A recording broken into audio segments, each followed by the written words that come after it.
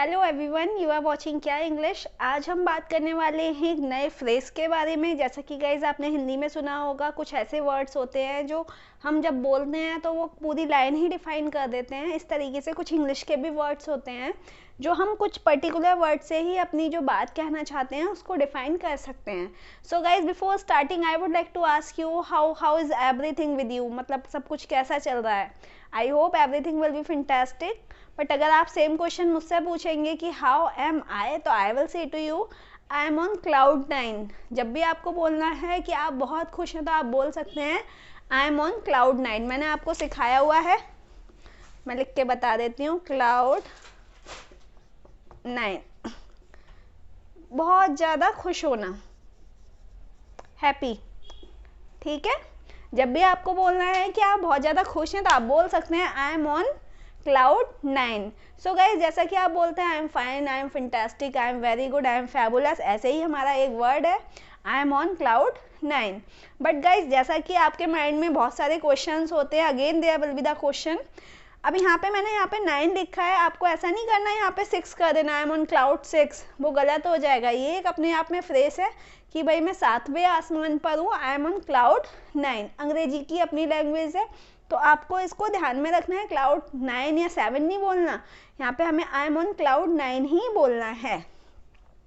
So guys, let's come to the point की बात करते हैं। जैसा कि आज आपको बोर्ड पे केवल एक लाइन दिखाई दे रही होगी, बट ये लाइन अपने आप में बहुत कुछ कहती है। इसका हमें मतलब समझना है ताकि हम अच्छे से इंग्लिश बोल पाएँ। हमें स्ट्रक्चर्स आ चुके हैं, हमने बेसिक स्टार्ट कर दिया है, अब हमें अपनी लैंग्वेज को थोड़ा सा इम्प्रूव करना है। जैसा कि गाइज आप कोशिश करिए कि स्टार्टिंग की लैंग्वेज आप अच्छे से बोल पाएँ। मैं आपको एक प्रैक्टिस करने का तरीका बताती हूँ। आपको कुछ नहीं करना, आपको अंग्रेजी आ गई है। अगर आपने पीछे की सभी वीडियोस देखी हैं तो ऑलमोस्ट आपको अंग्रेजी बोलना आ गया है। आप शीशे के सामने खड़े हो जाएंगे और शीशे के सामने आपको खड़े होकर अपने आप से ही बातें करनी है। जैसा कि आपको खड़े होने के बाद आपको अपने बारे में बता देना है, सब कुछ जो भी आपने सीखा हो आप बता सकते हैं। Hi, this is Anu, I belong to, जहाँ से भी आप बिलोंग करते हैं, I belong to Maharashtra, I belong to Delhi and I am living in Bangalore. Right, आप अपने बारे में बता सकते हैं I belong to UP and I am living in Delhi. जो आपका मन हो आप उसको बता सकते हैं। जैसा कि मैं आपको एक इंट्रो देती हूँ, उसके अकॉर्डिंग आपको अपनी प्रैक्टिस करनी है। So hello everyone, this is Anu and I belong to UP and I live in Bangalore and I like to play cricket, I like to play football, I like to watch movies and I like to spend time with my family members. There are 5 members in my family. My father is the head of my family, my mom is a housewife, my brother is a student and my sister is also a student. So guys, today I will go to market, I will purchase vegetables, I will also attend a party and I will prepare the food and I will clean my house, I will do household chores. So guys, मैंने यहाँ पे आपको examples दिए हैं। आपको शीशे में अपने आप से बात करनी है, ये आपके कॉन्फिडेंस को बिल्डअप करेगा। आपको अपने बारे में कम से कम आपको 20 लाइन्स बोलनी है जो आपका मन करे। यहाँ पे कोई बाउंडेशन नहीं है, आप अपने बारे में बोल सकते हो। आप कहाँ रहते हो, कहाँ के रहने वाले हो, आपको क्या करना पसंद होता है, आप क्या खाना पसंद करते हो, आज आप क्या करोगे। जैसा कि मैंने स्ट्रक्चर समझाए हुए हैं, हमने फ्यूचर की बात करनी है तो आई विल एक्शन प्लस कुछ नहीं, फर्स्ट फॉर्म लगानी है, आईएनजी नहीं लगाना है यहाँ पे। सो गाइज, इस चीज़ को हमें ध्यान में रखना है कि हम जो भी बोल रहे हैं मेक श्योर कि आप उसको सही बोल रहे हैं या गलत बोल रहे हैं। सो गाइज, 20 सेंटेंसेस अगर आप बोल पाएंगे आज शीशे में खड़े होकर तो समझिए कि आपको 40% इंग्लिश आ चुकी है। अगर आपने ये वीडियो फर्स्ट टाइम देखी है तो इस वीडियो को देखने से पहले पीछे वाली वीडियो ज़रूर देखें ताकि आपके स्ट्रक्चर्स और भी ज़्यादा क्लियर हो जाएं। सो गाइज, अब इन सब बातों को हम बाद में करते रहेंगे। हर वीडियो में थोड़ी थोड़ी मैं प्रैक्टिस की ट्रिक्स आपको बताती रहूँगी। अब बात करते हैं कुछ नया सीखने की। देखते हैं क्या लिखा है। Making coffee is a piece of cake. Cake सुना होगा आपने सुना होगा भाई, केक तो हम कट करते हैं बर्थडे पर। बट जैसा कि हम केक को देखकर आपके माइंड में इमेज आती है कि भाई ये तो बहुत सॉफ्ट होता है, आसानी से कट भी हो जाता है, तो हमने क्या किया, एक हमारा अंग्रेजी में इडियम है, एक फ्रेज है, जैसा कि आपको अपनी बुक्स में भी देखने को मिलेगा, पीस ऑफ केक। ठीक है, पीस ऑफ केक का मतलब होता है एग्जैक्टली बहुत ही ज़्यादा कोई भी काम आसान हो जाना।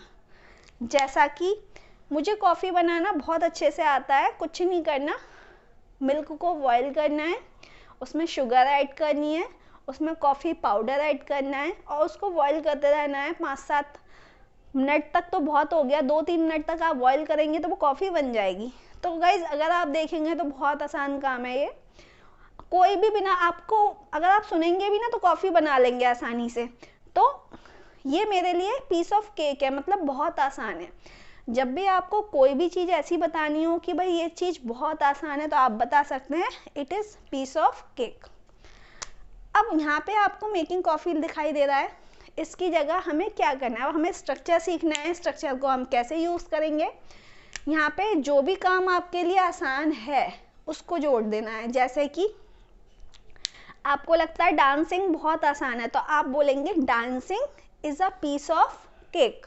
ठीक है, आपको लगता है कि मैथमेटिकल जो हमारे क्वेश्चंस होते हैं वो सॉल्व करने बहुत आसान है, तो आप बोल सकते हैं mathematical questions are piece of cake.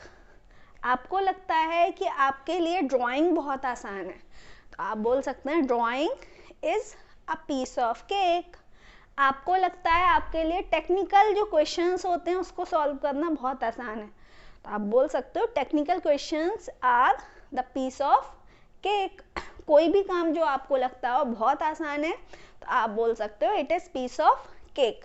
जैसा कि लेडीज़ अपने लिए बोलेंगी, अब थोड़ा सा प्रैक्टिकल सोच लेते हैं। हमने स्ट्रक्चर सीख लिया कैसे यूज़ करना है, प्रैक्टिकल सोचते हैं। जैसा कि लेडीज़ अपने बारे में बोलेंगी कि भाई मेकअप करना मेरे लिए बहुत आसान है, तो गाइज ध्यान रखिएगा हमें पीस ऑफ केक केवल उन सब चीज़ों पे लगाना है जो बाकी लोगों के लिए टफ भी हो सकता है। जैसा कि मैंने कॉफ़ी बनाने की बात की, तो ये बच्चों के लिए काफ़ी टिपिकल काम है। अगर आप बात करेंगे, बहुत सारे लोग ऐसे भी होंगे जिन्हें कॉफ़ी शायद उन्हें हो सकता हो नहीं पता हो, और बहुत सारे लोग ऐसे भी होंगे शायद वो कॉफ़ी पीते ही ना हो, तो वो इंटरेस्ट भी नहीं लेंगे। तो हमें यहाँ पे वही एक्शंस ऐड करने हैं जो दूसरे के लिए टफ हो सकते हैं बट हमारे लिए आसान हैं। स्केच बनाना, मुझे ड्राइंग बिल्कुल भी नहीं आती, तो गाइज मेरे लिए तो ये आसान नहीं है, बट बहुत सारे लोग जो व्यूअर्स होंगे हो सकता हो उनके लिए स्केच बनाना काफ़ी आसान हो, तो वो बोलेंगे making sketch is a piece of cake. भाई अगर आप मान लेते हैं, अगर आप बार्बर की शॉप पे चले जाओगे तो वो कहेगा भाई बाल काटने तो मेरे लिए बहुत आसान है बट बाकी लोगों के लिए नहीं है ना, तो वो बोलेगा cutting hair is a piece of cake. ठीक है, तो अगर आप किसी स्वीट मेकर की शॉप पे चले जाएंगे, हलवाई की दुकान पर, तो वो बोलेगा यार मिठाई बनाना तो मेरे लिए बहुत आसान है, तो वो बोलेगा making sweets is a piece of cake. अगर आप और क्लियर करना चाहते हो तो आप इसमें पीछे लगा सकते हो फॉर मी। ठीक है, making sweets is a piece of cake for me. मैंने बोला कि मान लेते हैं जेंट्स के लिए कुछ काम बहुत ऐसे होते हैं जो सिमिलर नहीं होते हैं। बहुत सारे लोगों को ड्राइविंग नहीं आती, बहुत सारे लोगों को बाइक चलानी नहीं आती, तो आप कहोगे कि भाई मैं तो हाथ छोड़ के भी बाइक चला लेता हूँ, तो राइडिंग बाइक, बाइक चलाने को बोलेंगे ride the bike, riding bike is a piece of cake for me. ठीक है, मैं बोलूँगी कि भाई मुझे आपको ट्रेन करना, मुझे पता है आपसे कैसे काम कराना है, तो training the students is a piece of cake for me. मेरे लिए बहुत आसान काम है, मैं किसी को भी ट्रेनिंग दे सकती हूँ, किसी को भी अंग्रेजी बोलना सिखा सकती हूँ, किसी को भी कॉन्फिडेंट बना सकती हूँ। लोगों के अपने अपने पर्पस होते हैं लाइफ को स्पेंड करने के लिए। हो सकता हो गाइज आपका भी कोई कहीं ना कहीं एक टारगेट होता है कि भाई हमें ये करना है, but my suggestion is for you, जब भी आपको अपना टारगेट, अगर आपके माइंड में कुछ भी चल रहा है तो आप उसको फॉलो करिए। अगर फॉलो कर रहे हैं आप, तो आप उसके आगे एक टैगलाइन लगा सकते हैं। उस टैगलाइन में आप एक लिमिटेड डेट डिसाइड कर सकते हैं कि भाई मुझे इस डेट तक ये काम कंप्लीट करना है। तो इससे क्या होता है गाइज, वो डेट जो हमने डिसाइड की है उस डेट से हमारे माइंड पे थोड़ा सा प्रेशर पड़ता है, हम जो भी हमारा टारगेट है हम उसकी तरफ ज़्यादा से और तेज़ी से बढ़ने लग जाते हैं। जैसा कि आपने देखा होगा, और आपने हो सकता हो स्टार्ट कर दिया हो, आप इंग्लिश सीखना चाहते हैं। बहुत सारे स्टूडेंट्स ऐसे भी हैं जो कमेंट करते हैं कि मैम मुझे इंग्लिश सीखनी है। सो गाइज, अगर आपको अंग्रेजी सीखनी है तो this is the first channel you are going through जो आपको अंग्रेजी फ्री में सिखा रहा है।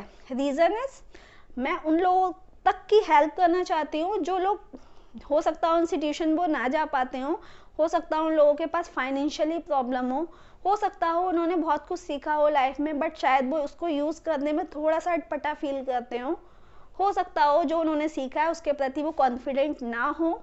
सो गाइज, अगर आप सच में अंग्रेजी सीखना चाहते हैं तो you have to practise it. Video देखना एंड उसको बोलना दोनों ही हम करेंगे तभी we will be achieving the goal. जो हमारा टारगेट है स्पोकन इंग्लिश का, आप उसको अचीव कर पाएंगे। तो गाइज, आज आपने सीखा it is a piece of cake. तो गाइज, आपकी लाइफ में भी बहुत सारी चीज़ें ऐसी होंगी जो आपके लिए बहुत आसान होंगी। जैसा कि मैंने फर्स्ट क्लास से आपको बताया, हमें किसी और की बात नहीं करनी, हमें अपने बारे में बात करनी है। ठीक है, आपको अपने बारे में बताना है कि कौन कौन से काम आपके लिए बहुत ज़्यादा इजी हैं। जैसा कि आप मेड को देखेंगे, मेड के लिए सफाई करना आसान काम होता है, वो 5, 10, 15, 20 मिनट में काम निपटा देती है। अगर हम दूसरे लोगों को लें तो पूरा पूरा दिन लगा देते हैं, उनकी क्लीनिंग ही नहीं हो पाती। तो for maid cleaning is the piece of cake.